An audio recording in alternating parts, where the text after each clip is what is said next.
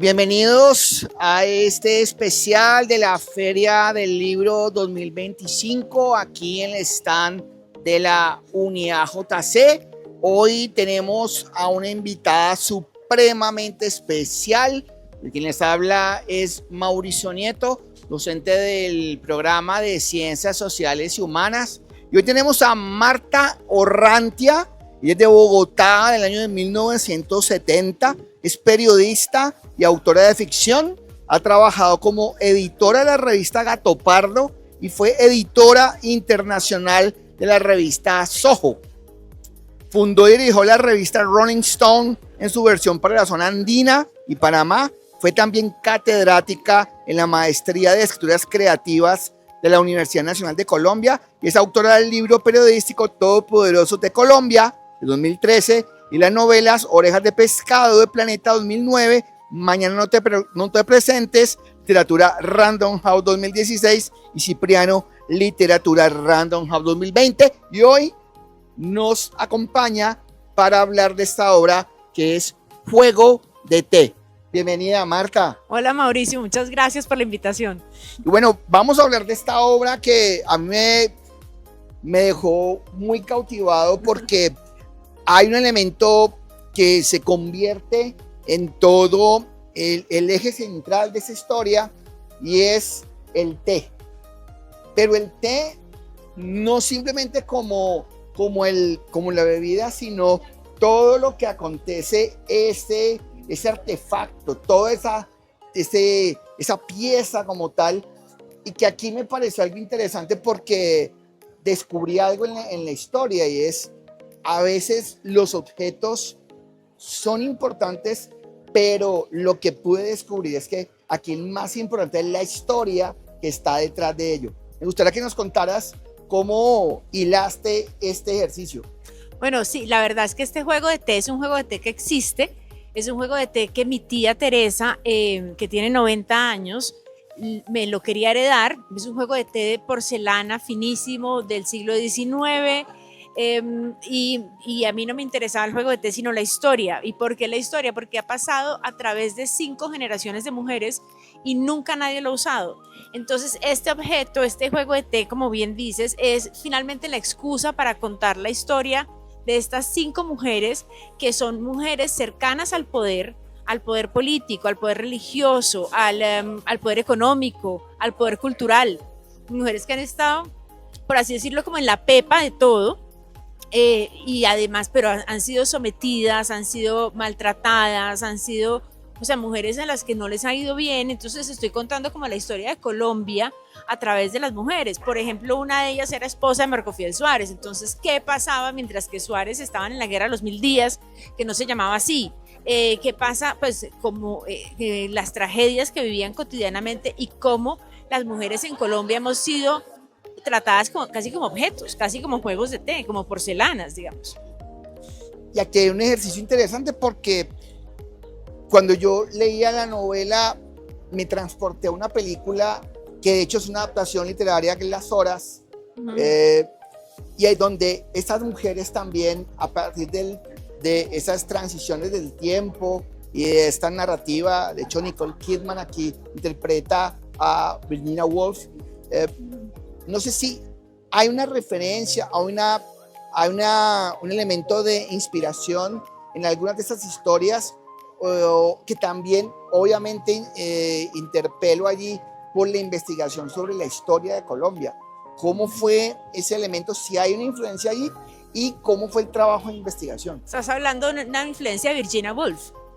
Bueno, pero claro, o sea, obviamente, digamos, para mí ella es una escritora de cabecera, pues que leo constantemente, no es una cosa que yo he leído hace rato, sino que constantemente estoy leyéndola y me parece pues que sus, digamos, no sé, Mrs. Dalloway, por ejemplo, es uno de los libros que leo por lo menos una vez al año, una vez cada 2 años y cada vez me dice algo distinto. Es evidente que hay un montón de influencias de mujeres ahí, de Clarice Lispector, hay un montón de influencias de mujeres además feministas, porque pues me interesa mucho el tema de género y me interesa mucho el tema del feminismo, sin ser, aclaro, sin ser militante del feminismo. Entonces, pero finalmente lo que yo quería contar, y es que el libro tiene dos tiempos. Está las narradoras, o sea, estas mujeres, una narradora que va contando la historia de su familia y al mismo tiempo se va contando ella misma. Se va contando ella misma y se va interpretando ella misma frente a esa historia de Colombia. Entonces sí tiene, evidentemente tiene una influencia de escritoras feministas, pero también tiene una búsqueda que es una búsqueda casi autorreferencial de lo que vive una mujer de mediana edad en un país ajeno, con una historia que quiere rescatar de su familia y que no quiere volver a repetir. Hay una frase, es que todos los escritores somos sujetos políticos. Y aquí hay frases contundentes, y es que determinado personaje narra que este es como todos los políticos, se acopla a donde más le convenga. ¿Qué tan política es esta novela para poderla conversar con los lectores? Pero súper política. Me encanta que me preguntes eso porque mira, en mi casa, en mi familia, la mesa de mi casa, solo se habla de política. O sea, yo no hablo de una cosa distinta, digamos, política, a veces literatura, a ratos arte, pero normalmente es política. Entonces, siendo una familia política, viniendo de familia de expresidentes, mi pareja también es una pareja que está muy metida en el sector público, en el trabajo de lo público, entonces se habla un montón de política. Entonces, para mí esta novela tiene una lectura clarísima, una lectura política del país que, como bien lo dices, no ha cambiado tanto. No ha cambiado tanto desde el siglo XIX y uno puede identificar unas cosas que van, o sea, así como el maltrato a la mujer no ha cambiado tanto, desde el siglo XIX la política tampoco ha cambiado mucho. Entonces es el presidente que gobierna por interpuesta persona. Entonces el presidente marioneta, que esto ocurría en el siglo XIX y esto sigue pasando hoy y probablemente en el siglo XXIII siga pasando y haya una persona sentada hablando lo mismo, pero esto va a seguir pasando si no adquirimos una conciencia política, porque esto es otra cosa, que pues esto no es solo, o sea, no es solamente para ciertas personas, o sea, la conciencia política va a estar en todo el mundo, ¿no? Y aquí hay otro aspecto que a mí me llamó la atención, el viaje. Estos personajes están en un constante, son personajes, digamos, transeúntes, que están explorando también otros territorios, otras culturas, algunos en Europa, otros en otros espacios. Yo entiendo que, de hecho, hay una cuestión paradójica. Cuando nuestro primer contacto para esta cita, me decías, estoy precisamente en el avión porque estoy de viaje. ¿Cómo es esa, digamos, transpolación de la vida de Marta en su narrativa? Bueno, el viaje es muy importante porque estas mujeres en esa época viajaban a Europa y eran años, ¿no? Primero tenían que salir de Bogotá, coger caminos de reales al lomo de mula y llegar a embarcarse en el Magdalena. Y en el Magdalena llegaban a la costa y en la costa no era como ahora que tú reservas un tiquete de avión no, es que yo me quiero ir a tal parte y reservas el tiquete de avión, no, era esperar a ver qué barco iba a salir. Entonces se sentaban a esperar, no, que bien, va un barco para Londres, ay, bueno, subámonos. Era una cosa así, era casi como fortuito. Entonces, no solamente estas personas tenían la posibilidad de viajar, que en esa época casi nadie tenía la posibilidad de viajar, sino que es cómo va cambiando esa posibilidad de salir, esa posibilidad de viajar, hasta que la narradora se vuelve una exiliada. Pero en todo ese viaje hay una cosa que es constante y es la soledad del viajero. Estas mujeres que viajan, incluida la narradora, se sienten desarraigados, fuera de su patria, solos, con un idioma que no manejan. Entonces sí hay un exilio, digamos, sí hay un dolor del exilio que empieza justamente porque esta narradora vive lejos, en la mitad de la pandemia, y no encuentra noticias de su familia, no puede buscar los archivos donde están las historias de su familia para rescatarlos. Entonces también esa necesidad de esta narradora de rescatar las historias de su familia como para sentirse que pertenece a algún lado, porque está la soledad de los hoteles, la soledad de los aviones, la soledad del que está viajando, ¿no?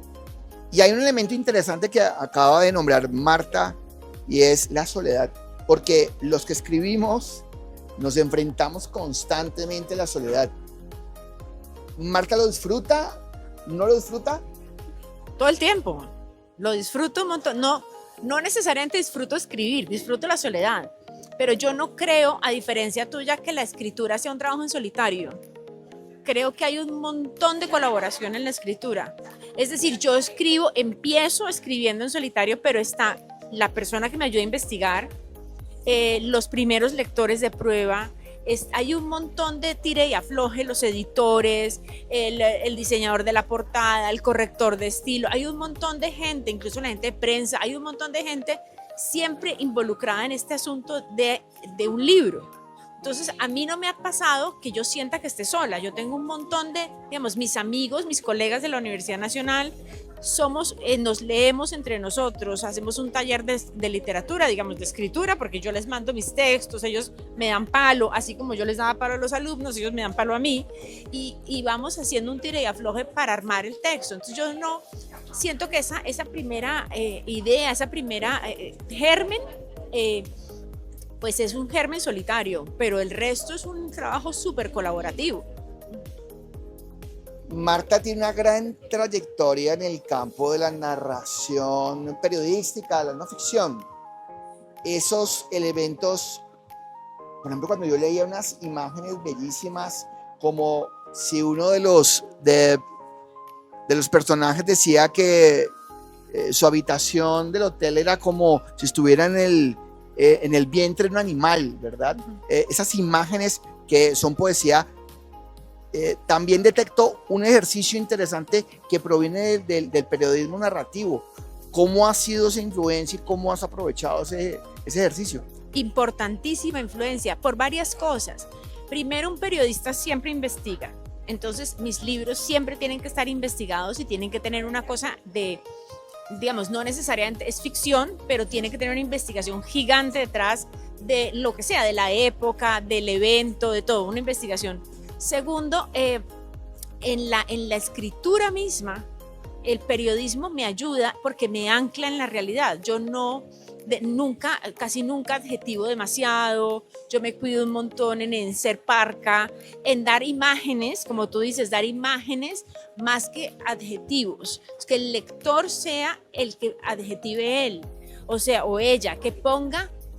Por ejemplo, yo describo a una persona y que sea el lector quien diga si le parece linda o le parece fea o le parece que actúa bien o que actúa mal. Yo no doy juicios tampoco, entonces creo que eso es parte de ese ejercicio periodístico, ¿no? Yo pienso mucho en Hemingway y en esta escritura iceberg de Hemingway y creo que los periodistas somos muy contenidos en la narrativa y eso es parte de lo que heredé. Y bueno, y vamos a hacerle la invitación a las personas para que obviamente lean esta obra magistral. ¿Dónde la pueden conseguir? ¿Qué tips les das para que aborden la obra? Bueno, los tips primero se consiguen en todas las librerías del país. Segundo, en el final hay un árbol genealógico para que no se pierdan, porque hay una cantidad de personajes, todas las mujeres tienen sus vidas, entonces para que no se pierdan, usen el árbol genealógico, que es bastante útil, y tercero, disfrútenla. Así que disfruten de esta obra y por supuesto de la Feria del Libro que apenas arranca. Muchas gracias.